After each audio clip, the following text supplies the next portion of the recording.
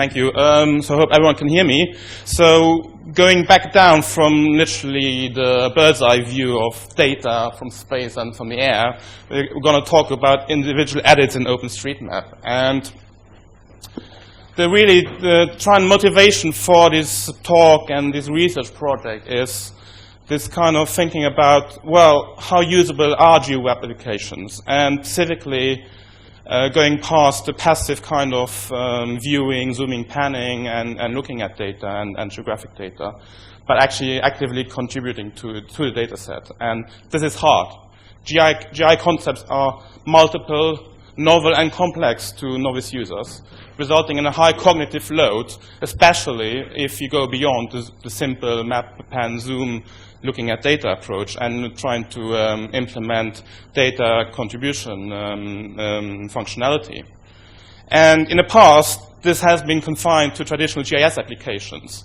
And due to multiple factors, most traditional GIS desktop software packages today are hard to use for novice users. You need training, you need practice, daily practice to be able to use them and to use them efficiently.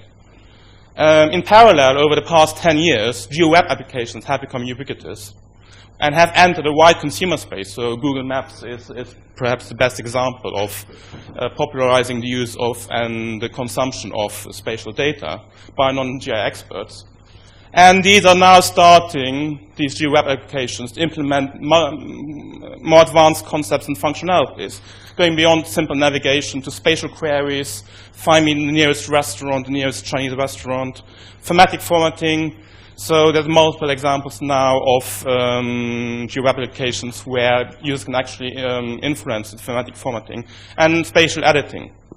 So how do we go from this interface, loads of icons, you need training to use this software package, this is Esri, and if you put someone without any GIS experience before in front of the software package, you won't be able to use this efficiently. Going towards something like this, for example, GeoCommons is a really nice example of a GeoWeb application that's implementing much more advanced functionality in terms of thematic formatting, in terms of implementing good cartographic practice in a GeoWeb application, in terms of visualizing different layers of data. And this is actually quite a nice example of actually usable GeoWeb application. And how can this be applied to OpenStreetMap? So the motivation for looking at OpenStreetMap specifically was, although OpenStreetMap has achieved mass adoption, you could argue, in terms of the consumption of its data and its services. So there's, it's used millions of times, Microsoft, MapQuest, they're all bought into using OpenStreetMap data and trialing at least on their own map data sites. But what about actually people contributing to OpenStreetMap? And there is still this chasm of innovators and a very specific demographic, as Steve Coast earlier said, that we have reached in terms of editing the map and contributing data. But what about other demographics that go beyond kind of the early innovators that typically are the first to use new technology and interact with it? And this chasm is a very powerful concept of how, in a new technology, progress from the early innovators that use your technology, product, service, all through the early adopters, through the early majorities. How do you achieve mass adoption of, in this case, OpenStreetMap, not only as a passive service that people consume, but as something people actively contribute to? And one telling kind of fact here that I found was that of all the users registered for an OpenStreetMap account, so users typically don't have to have an OpenStreetMap account to consume the services. It's literally only when they want to contribute data that they have to open an account. Only 35% of those that register for an OpenStreetMap account go on to make at least one edit to that database. So somewhere in between registering for an OpenStreetMap account and then probably trying to contribute data, we lose roughly 70% of the users. So there is a problem there, and that's what we wanted to address by looking here. So how can we test the usability of the data contribution process in OpenStreetMap? So one benchmark is the child of 10 test. Can a child of 10 years of age do something useful in 10 minutes? And this is kind of the ideal of universal usability, where it doesn't matter which demographic, everyone can and will contribute to the data. And it might be a bit simplistic, it might be a bit idealistic, but it is one benchmark. Then, so usability then refers to a quality attribute that assesses how easy user interfaces are to use. And usability engineering refers to methods for improving that ease of use during the design process.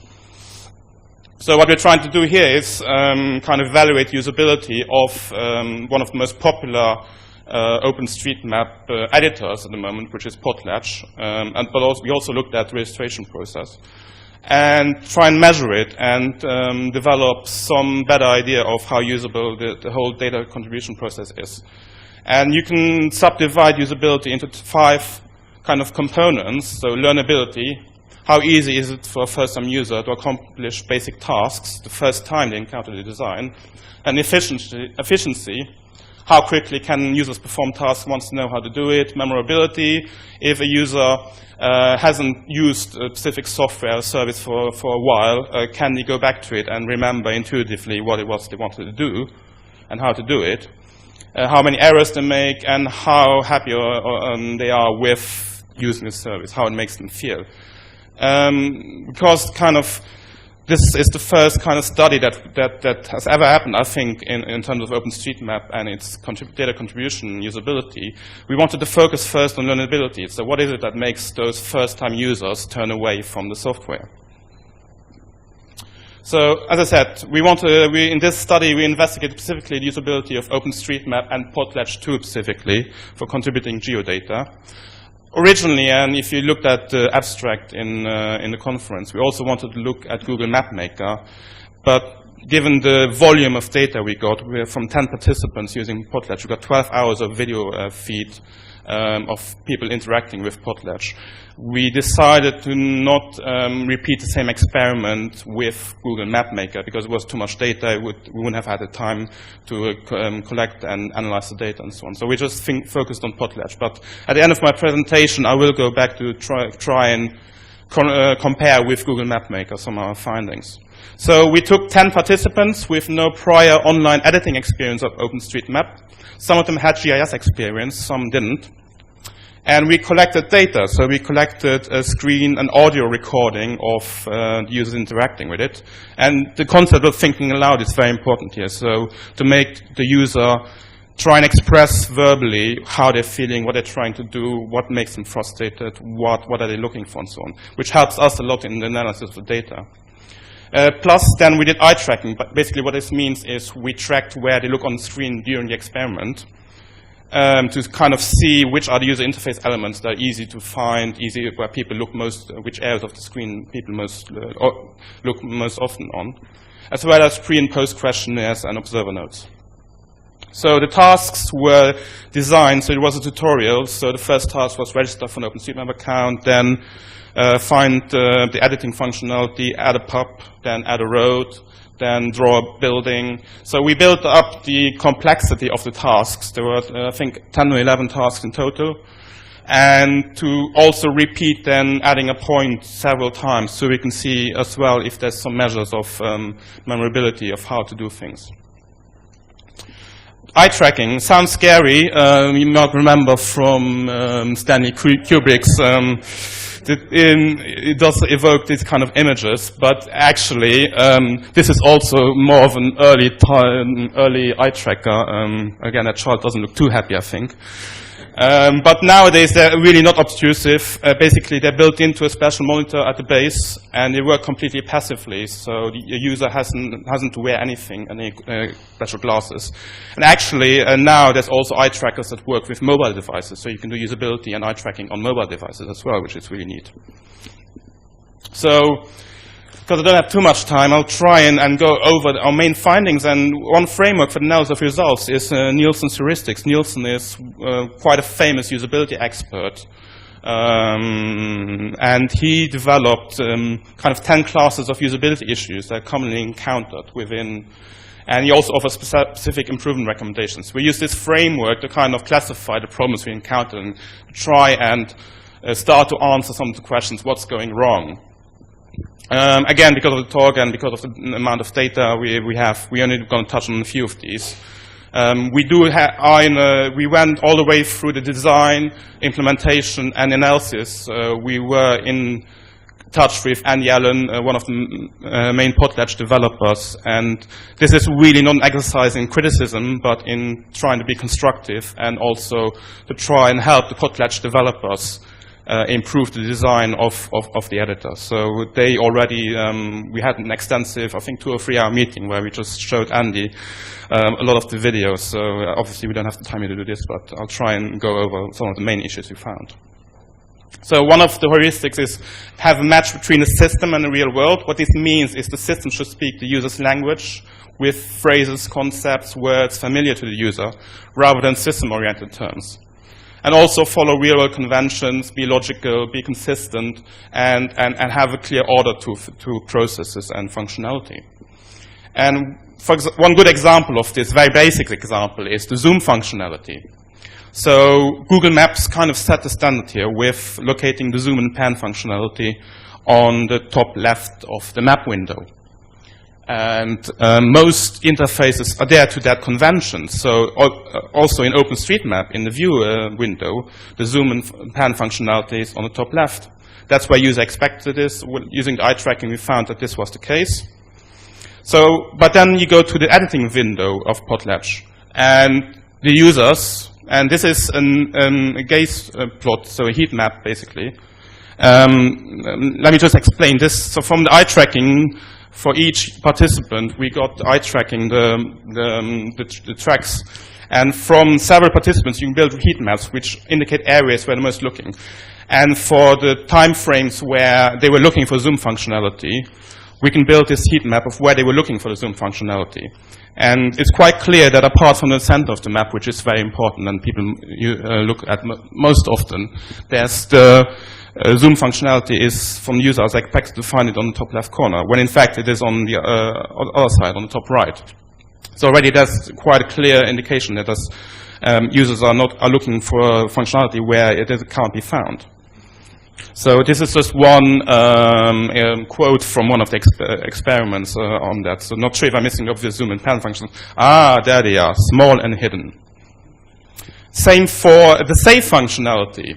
Another convention, at least if you use Windows programs, often that there's a save functionality is on the top left of a menu bar where we save functionality. And again, Potlatch, the save function is on the top right. And we found that users looking for the save functionality were looking mostly on the top left, as you can see there on the heat plot. Interestingly also, most users didn't save their data after each task. One user didn't save at all, and I think most users saved 3 to 4 times during an hours-long edit, so it's quite a long time span between saving. Yeah, again, some quotes here. Am I supposed to click somewhere to save this? Oh, it should have saved right. Oh, top right. B. I was not expecting this to be in the top right-hand corner, I suppose. So another thing is user control and freedom. Users often choose system functions by mistake, and they need a clearly marked emergency path to leave that unwanted state. But even better is if problems can be, if a careful design can prevent the problem from occurring. One example of this was the panning, and I'm just going to try and quickly show you a video, if I can find it. Yeah. And I hope that the sound works as well. Oh, only one. Need to zoom in a little bit more. Flutter there. Okay, so that's Gower Place. Wait, I think so. Watch out what he does now when he tries to pan. Whoa, no. And undo. Okay, undo. Didn't mean to move that. So basically what this shows is that the users, especially when panning in such a highly built-up area as London, had real trouble And this was only one example, but there were numerous examples of where this happened, of people inadvertently dragging elements while trying to pan.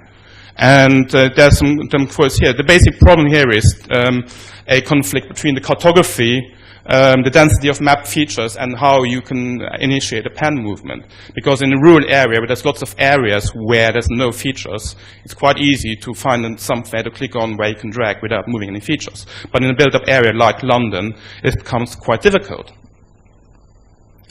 Oops, I don't know.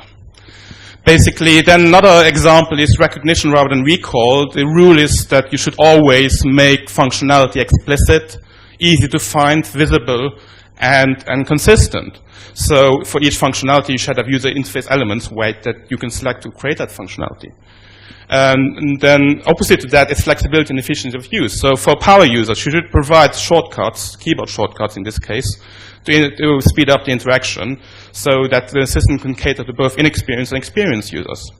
And one example here is where you can compare with Google Map Maker is one task was to edit the Cruciform building, which is a famous building in the UCL campus, and has one wing missing. So users were given a task to complete this building outline, to add this wing to the building. Most users didn't achieve this because they tried to draw a new building outline for the missing part. And then if, for example, they found the merge functionality and tried to click on the merge functionality. Now, everyone that uses Potlatch knows that actually the merge functionality only works on lines, and when two ways that are connected to each other at the end points are you want to merge, but it doesn't work on polygons. And most users actually gave up on this task because they couldn't find an easy way to add points to an existing polygon. And in Google Map Maker, for example, you can see there's little dots between, in the middle of each line here, that you can drag out to create more polygons. And I'm just going to skip over this. So the last thing I wanted to talk to you about is kind of a quick comparison between Google Map Maker and Potlatch. And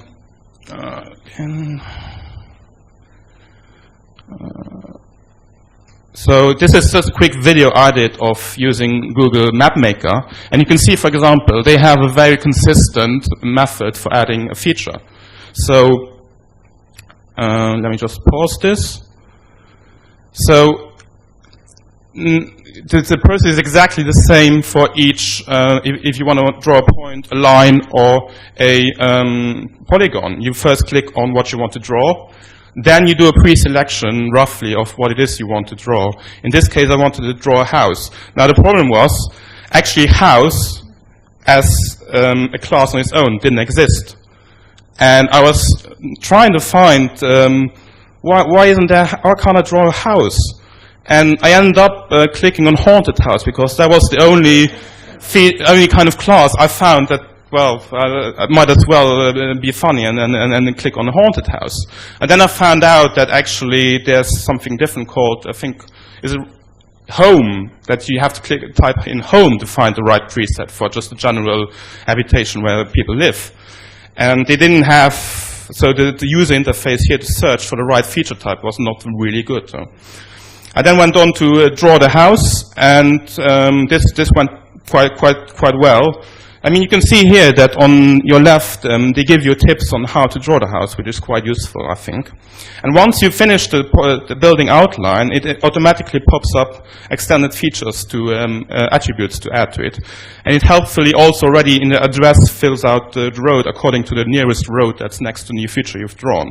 So clearly a lot of thought has gone into this user interface and consistency. So let me just go back to my presentation, and I've got 2 more slides, and then I can take some questions. Oh no, I'm a Windows guy, so all this LibreOffice stuff here is just confusing me here. So basically, there's a consistency of concepts and terminologies in Google Map Maker that is not given in OpenStreetMap. So Esri, for example, is point, line, polygon. Google Map Maker is point, line, shape. OSM, it's node, way, and then closed way. What is a closed way? Is it a polygon? Is it a shape? Is it something else? So that's this already conceptual kind of fuzziness in terms of, because there's obviously no data type polygon for the users. Also, in terms of the editing process, so Google Map Maker, as I said, it doesn't depend if you want to add a point, a line, or a shape. It's the same process through. You select what you want to draw, you pre-select a rough attribute, you draw the geometry, then you edit the extended attributes, and then save feature. In Potlatch, it's a bit more confusing. So for a point, you can use the drag and drop functionality to add a point and then edit the extended attributes.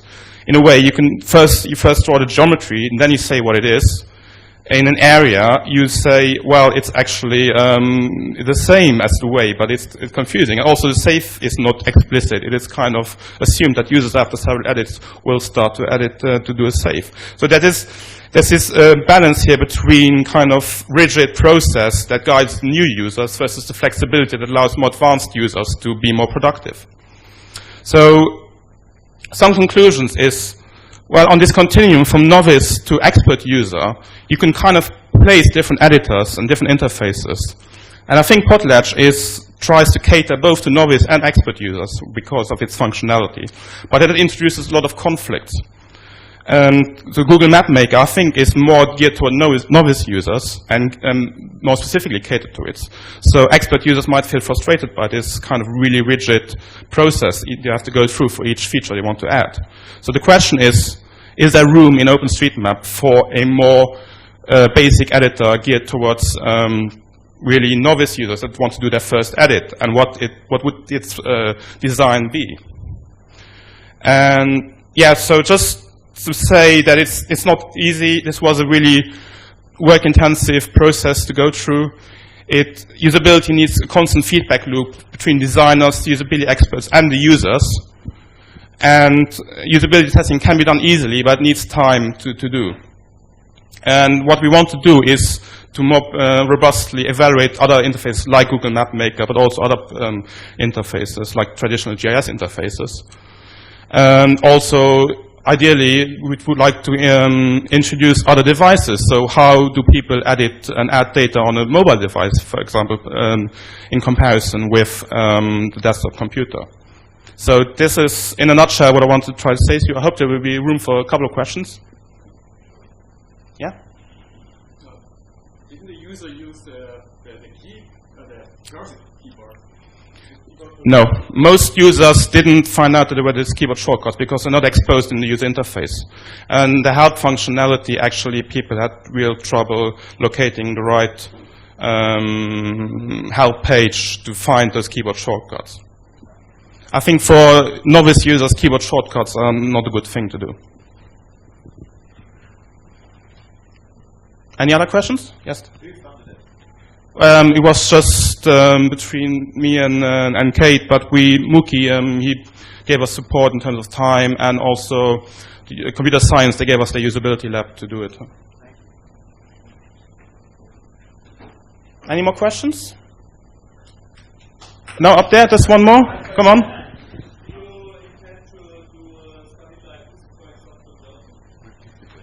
Yeah, you're asking about JOSM. Yes, we'd like to, as I said, extend this to other interfaces. JOSM could be a candidate for that. Obviously, it's much more geared towards expert users. So I don't know if I would want to let loose completely novice users on JOSM. Okay, well, thank you very much.